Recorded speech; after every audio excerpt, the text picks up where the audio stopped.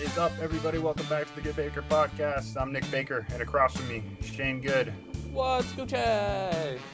And we are here to talk to you about some video games and a very special Ubisoft event that just came out yesterday. But first things first, make sure if you haven't already, go over to our YouTube channel, subscribe, follow us on all our social media platforms, Instagram, Facebook, and I believe that's it for now. Correct. We don't have a Twitter page, but we will in the future, I'm sure. A Twitter But page. yeah, our Twitter page. Twitter. But yeah, find us wherever you can search GoodeBaker, and I don't think there's anybody else with that name out there. So, good with an E, by the way. Yeah, very true. But if you're watching this, you've already seen that it's good with an E. So you just use your Right. brain and look at the title. That's all. God, I wonder if there is anybody out there that has listened to us and doesn't know the name of the podcast. Like they caught like 15 minutes in when we don't ever say our name like mid podcast. Maybe that's the trick. Maybe we just need to start being like, yeah, no, I'm really excited to see like the Assassin's Creed GoodeBaker podcast. Stuff in between there. Just subliminal messaging. Yeah. Just like listen to GoodeBaker. But anyway, on to what we've been playing this week. What's up? Not too much, dude. League of Legends, Diablo. I did download a new game that I plan on playing that I haven't played in since 2018. It's a fun game called Albion Online. Albion Online. Yep, it's mostly so you know how I've explained Eve Online a couple different times. Yes. So imagine Eve except with characters. It's all player-driven economy. It's all it's that type of a thing. I played it a long time ago. It was a lot of fun. Recently, it's gotten all the way up to an 81% positivity rating after going all the way down to like a 51%. The company really listened to the people, and they decided that they were going to change kind of what the people wanted and help the community in that way. So I think it's worth giving another shot because any company that's willing to change the game towards what the community wants as well and to make different updates for the community is probably worth giving a look at. And it's free, so. Yeah, I mean, it sounds all good to me, honestly. Yeah. But, yeah. What have you been playing, dude? So I've been splurging on NBA 2K20 because this month for PlayStation Plus, and I have been jonesing for some basketball or any kind of sports really, and so yeah, I've been playing that. It's a lot of fun, really challenging. The control scheme again is so weird. It's the same control scheme that they've gone with for the rest of the 2K games, or at least the NBA 2K games. Where a lot of the control has to do with the stick combination. So you're rolling sticks to do spins, and you're flicking the sticks to shoot. And interesting. It's really odd. But once you get used to it, it kind of fits the play of the game and the fluidity of the movements you have to make. So it's really good. It's very Skate 3. Yeah, or maybe Skate 4. Oh. Oh, I hope they keep the same control scheme, man. It was so good. I know, dude. I know. Skate's But such a good game. NBA has been really good. I've been playing a little bit more COD, but still, man, it's so rough on there right now. So many people are so good. I feel like I'm getting like marginally better, but everybody else around me is just like destroying it. So I don't know. I don't know what's going on, but I'm hoping one of these next games we're going to talk about is going to be the new Battle Royale for me. Oh yeah, I did see. It looks interesting. I watched a little bit of I think it's Dr. Lupo that was playing it not too long ago, and it looked pretty dope. But I think we'll get into that later. No, that's a good segue. Let's just start with that. Fuck it then. Yeah, Hyperscape, man. The big topic of the week, obviously, this week is Ubisoft's Forward event highlights, and we're just going to go through. We're not going to mention all of the stuff that they announced, just because there were a few things that were kind of smaller or mobile gamey, and Yeah. I think we should fill our time with that. We should maybe fill our time more with the blockbusters that we saw. So yeah, let's start with Hyperscape because Hyperscape looks awesome. They started with a new dope ass trailer. The trailer That looks really cool. yeah, it explained the world and some of the lore of the game. The game takes place in the year 2054, and people live in these hyper urbanized mega cities that are really dark and dingy, as you would expect from any kind of post apocalyptic like cityscape.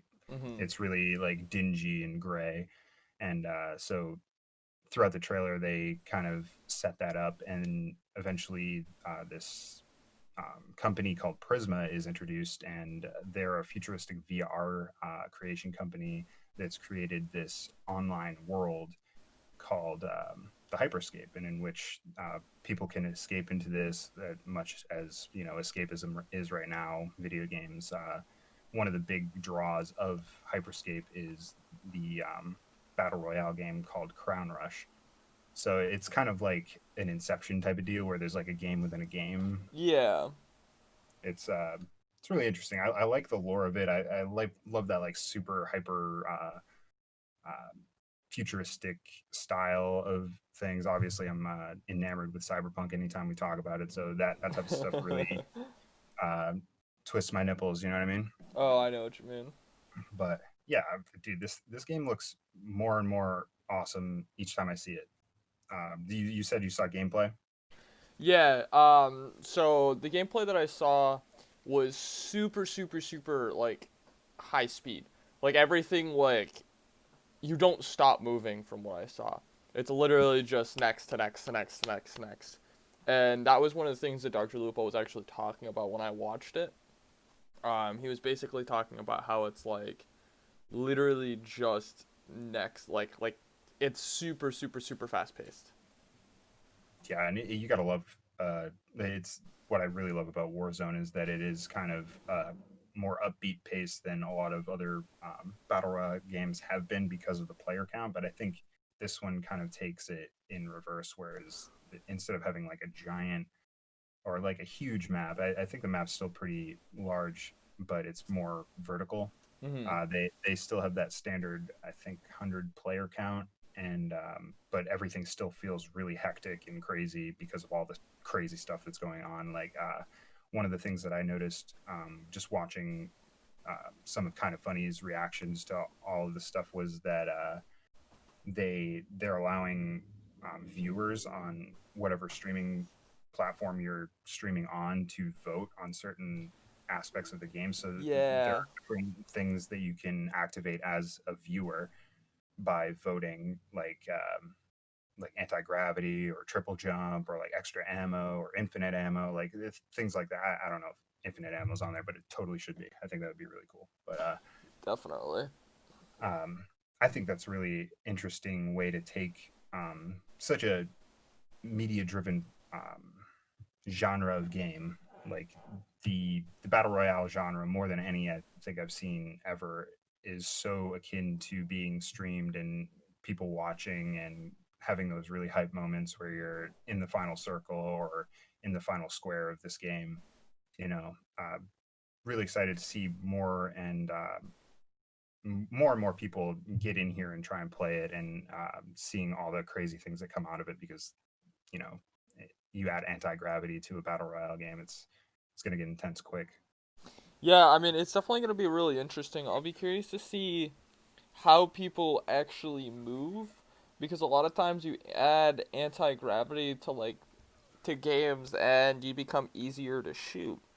So Mm-hmm. it'll be interesting to see how people play that out. Like is it easier to hit people when they're in the air? Will it be harder to hit people when they're in the air? Like there's always like a meta, like, in Fortnite the meta was like jump and then like randomly crouch versus like in Call of Duty the meta is like slide.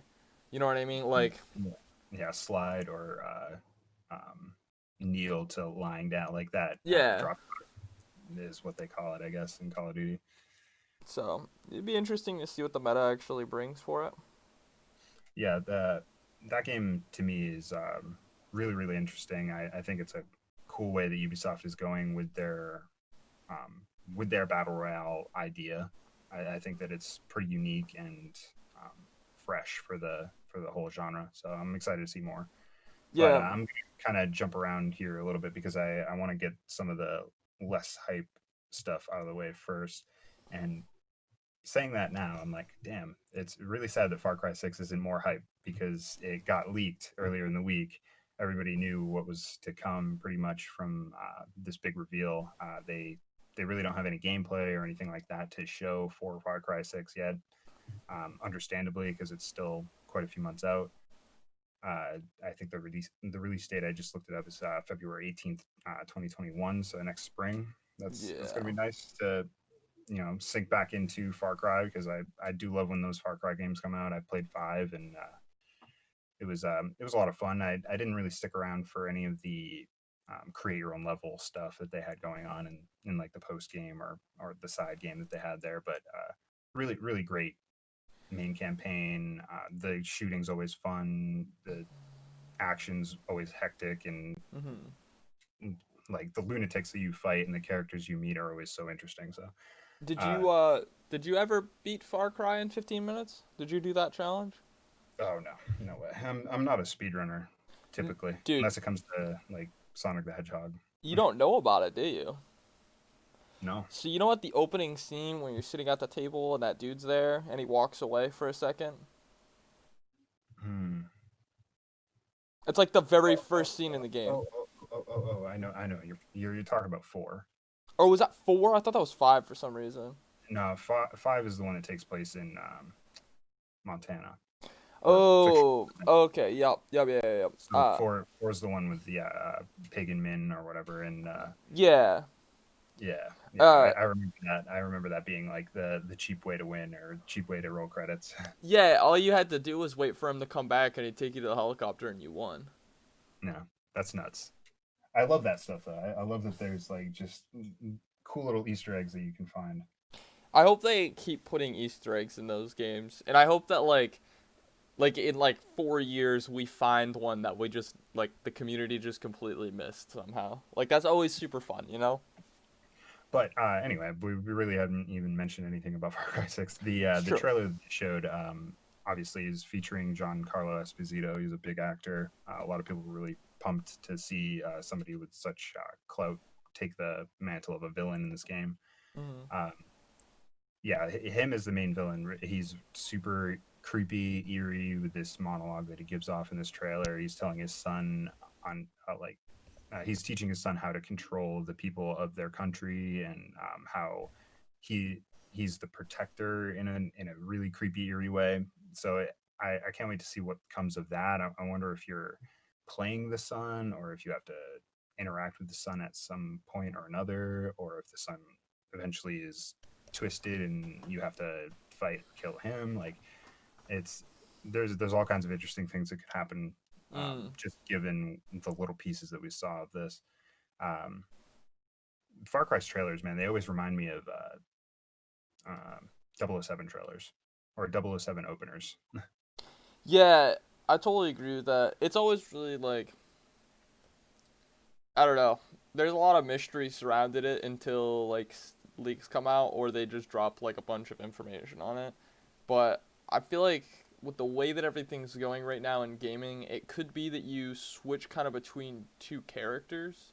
It's like a big Mm. thing right now is like being able to switch between characters and like having a little more of like the ability to make your own story. Um, Oh, right. so maybe something along those lines. Yeah. Either way, it's an interesting first look at a Far Cry that's going back to a more tropical or exotic setting than the previous Montana. I feel like a lot of people were really bummed out by the choice of scenery in that one, but Hmm. what can you do? I thought it was fun. Yeah. Anyway, let's move on to Assassin's Creed Valhalla, which yeah, we're kind of going up the list at this point because I know the big one is the one I want to talk about with you the most, and that's the one that they showed the most of. So, For sure. um, Yeah, so Assassin's Creed Valhalla, it's coming out November 17th. They showed a really deep dive gameplay trailer. They even went into more depth in the post show. I watched a little bit of that, but it was pretty much the same thing that everybody else was showing, that all the influencers that had access to this can now show all their footage. So I watched a little bit of Jack Frags because he's always hilarious with these games. He loves Ubisoft games, which is really odd coming from like a Battlefield guy, but I think it's always really fun with him like interacting with the animals in the world, and he just like gets so enamored with them. It's funny as hell. But yeah, the combat, like comparatively to Odyssey, it it looks far more um, grit and bone, like really visceral, and it looks like you're just manhandling people more than ever. And Hmm. I think that that's something that Assassin's Creed hasn't ever really done before. You've never really been a brute. So Yeah, other than I guess a little bit in Syndicate, you were kind of a knuckle duster a in knuckle duster. in London, but this one you just seem like you're a straight savage, and you're coming at them with throwing axes. You can dual wield pretty much everything in the game. You can dual wield shields, which is awesome. They showed how you're actually able to fight with two shields, and you can charge with them. You can bat people away with them. You can chop off people's heads with the edge of a shield. It's fucking awesome, and I Yeah. can't wait. Oh, sorry. That was just a very excited. Yeah, that wasn't a. Yeah. All Dude, right. I was getting hyped on it. I was like, yeah, dude, the fucking cutting people's heads off with like the shield was just like I didn't see that coming until I saw it, and then I saw it coming. You know what I mean? Yeah, man. Yes, I know exactly what you mean. I didn't see it either, and I was just like pumped as hell. I was like, oh man, I like the amount of times in especially playing D&D with Paul. You know Paul, obviously, Oh our yeah. Pokemon expert. He always creates these crazy D&D characters, and I think there was one that he had made, or it might have been Anthony that made a character that dual wielded shields, and I just thought that was the most hilarious thing. And now that we can actually see it in a video game, it's not as hilarious as I thought. It's actually far more badass. I was gonna say. I mean, I So if you're the yeah. Oh sorry no, you're good. the little things that I noticed about this too. One of my favorite little things that I saw was when uh, fuck, I forget the main character's name, but the main character anyway shoots a fire arrow at one of the roofs of a building while they're on a raid, Hmm. and the actual building starts to deteriorate and burn, and like that destructible environment. Um, they haven't really had destructible environments in Yeah. Assassin's Creed before. It's always been like, all right, you can blow this specific doorway up, or you can destroy this ship or kill Hmm. these people, but it's never been like, oh man, we can burn down these buildings and destroy these actual landmarks so that we can maybe clear ways for what they are now introducing, reintroducing, I should say, is the the home base. So you, as your main character in Valhalla, you're going to be able to have a home base that you're going to be building. Um, I should call it a settlement actually, because you're going to have a ton of people, and I assume that you're going to be able to recruit people from the world to come to your settlement and enrich it and make it better. Yeah, Um, that would make sense, especially with the way that they're kind of portraying it. yeah, but the another one of the little things that I noticed is instead of accumulating just gold pieces or money or whatever the hell you're accumulating throughout the game to like as a currency, Bodies. you're you're gathering wealth.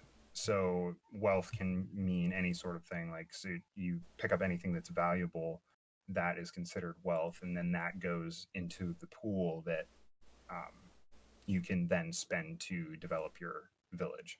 Hmm. So I think that that is something that I is so foreign for Assassin's Creed. At least it has been in the most recent iterations, because the idea of being able to build something as like a secondary mission throughout the whole game with the wealth that you acquire, and not having that wealth seemingly be meaningless, because in Odyssey and Origins, at the end of the game, you have so much money and you just literally have nothing to spend it on.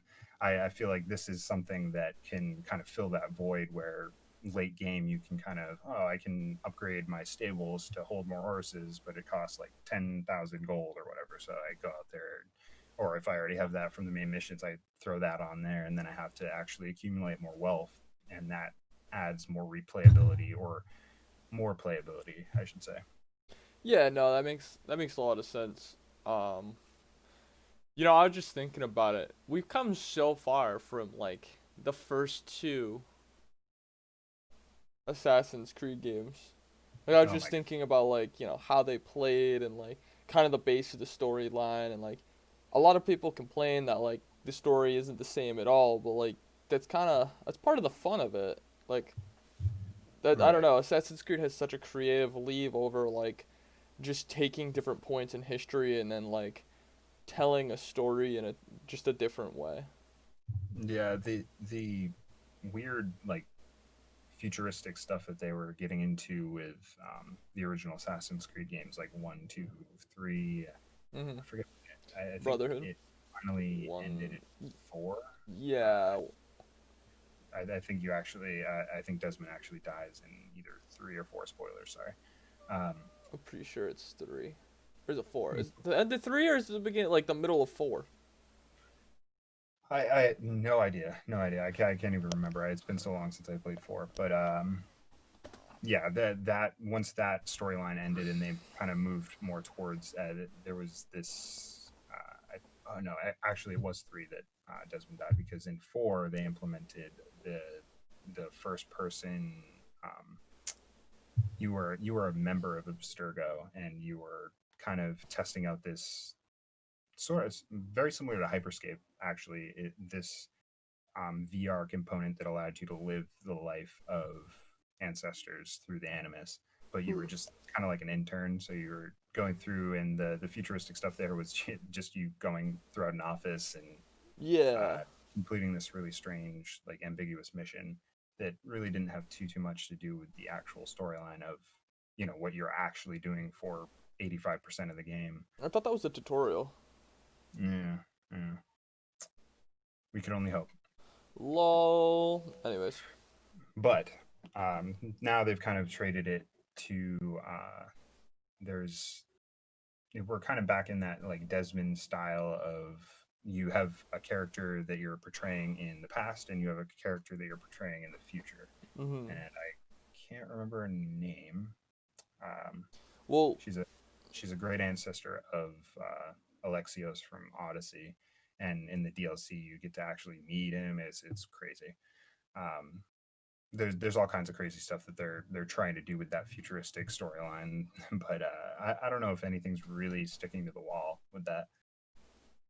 yeah, I just don't know. The games are cool. I know that. Yeah, and like you said, I think that if they tell a good story within the confines of like the past events and the character that you're controlling there, I think it's completely worth it to sit through whatever they're trying to get into you with the futuristic stuff. Yeah, for sure. I definitely see that. Mm. All right, that's enough about Assassin's Creed Odyssey. Jeez, Valhalla. Assassin's Creed Odyssey, everybody. Assassin's Creed in general, because that was just a rundown of the timeline. You're welcome. Yeah, pretty much.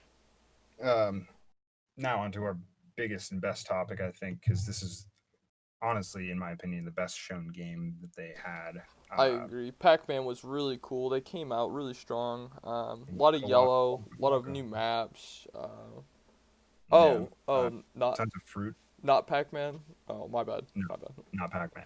Watch Dogs Legion, and it's coming out October 29th. And damn, That's it soon. looks way more polished than it did before. I think that they've really kind of done their homework and took their time with this one.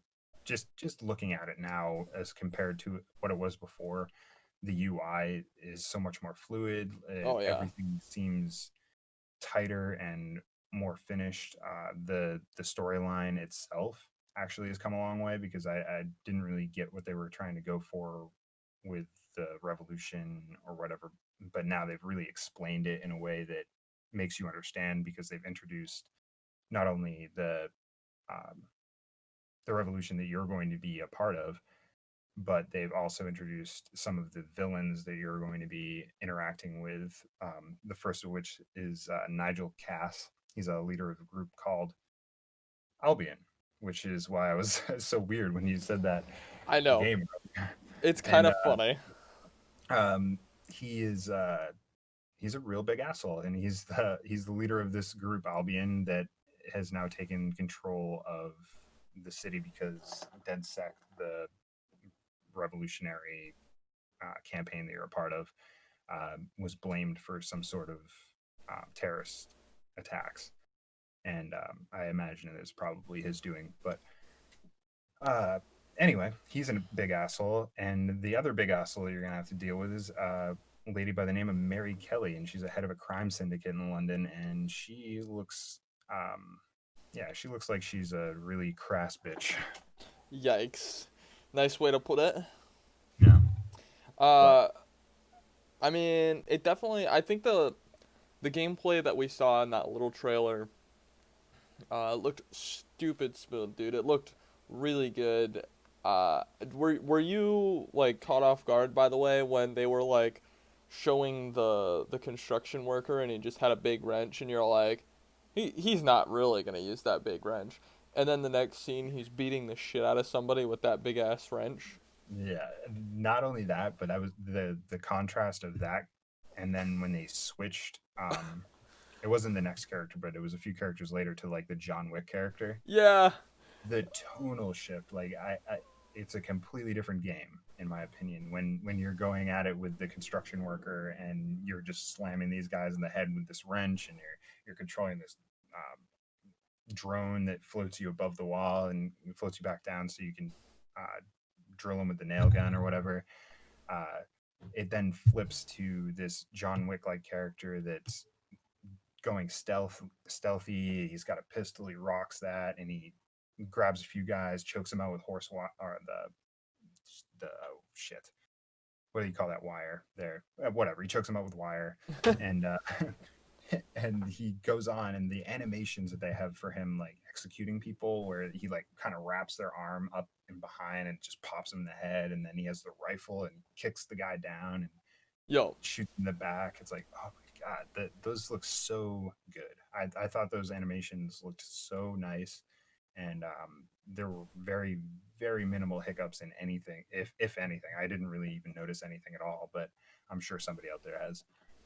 dude, it Um, looks so clean when I watched it. I really enjoyed it, and the UI just before it didn't look clunky per se, but it didn't look like it had a lot of fluidity. It looked like it was almost gonna be in the way a lot and like just really hard to navigate. Now it looks really clean and it looks very just easy. Like I wouldn't say easy use, but it looks a lot easier to use.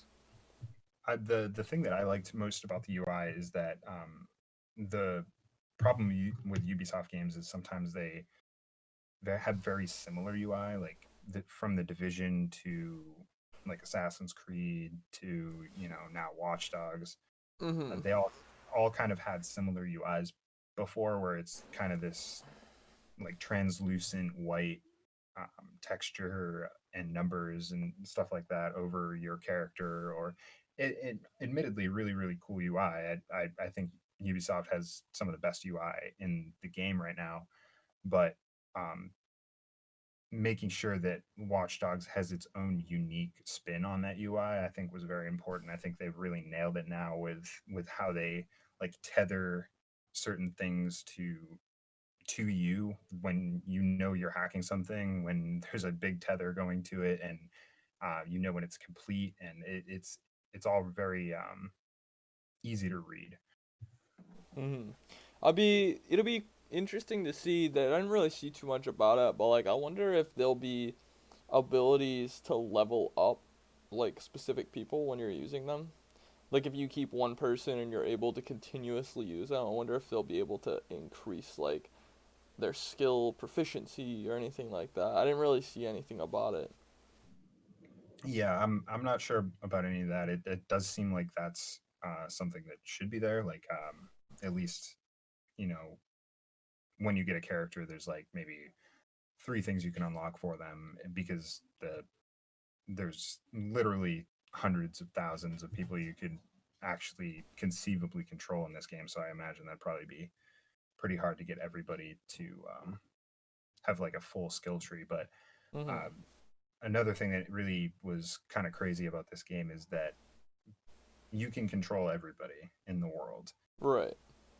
but everybody in the world has specific um, dialogue for every cutscene in the game. So, say you're playing as the grandmother, she has specific dialogue for the situations that she's been put in. If you're playing as a street thug, he has those. If he's in that same situation, he has different dialogue that he says. It that blows me away because that in in games before where you're kind of creating your own character or your character's not necessarily meant to be in the situations that they're put in, Mhm. it always feels super awkward. You But mean now when you can control all these different characters and they all have their unique dialogue, I feel like it's going to feel more realistic to you having like this whole revolution of people to choose from.